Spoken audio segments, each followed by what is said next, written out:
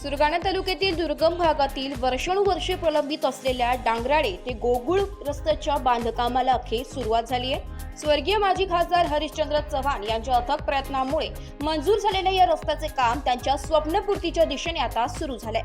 रस्ता बांधकामाच्या उद्घाटनाप्रसंगी माजी जिल्हा परिषद सदस्या श्रीमती कलावती हरिश्चंद्र चव्हाण व भारतीय जनता युवा मोर्चाचे माजी जिल्हाध्यक्ष समीर भाऊ चव्हाण यांच्या हस्ते विधिवत पूजा करून कामाला सुरुवात करण्यात आली आहे।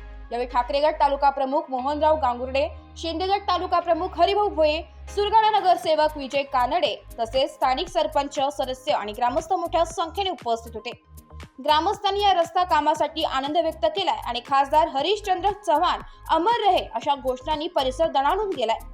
स्वर्गवासी हरिश्चंद्र चव्हाण यांचे डोंगर दऱ्यात रस्ते निर्माण करण्याचे स्वप्न पूर्ण करण्यासाठी चव्हाण कुटुंबियांनी घेतलेला पुढाकार स्थानिकांसाठी आदर्श ठरत आहे। रस्त्याच्या उभारणीमुळे या दुर्गम भागातील नागरिकांच्या दळणवळणाचा अडचणी कमी होणार असून विकासाला गती मिळणार आहे। लोकशाही न्यूज साठी प्रतिनिधी विजय कानडे, सुरगाणा।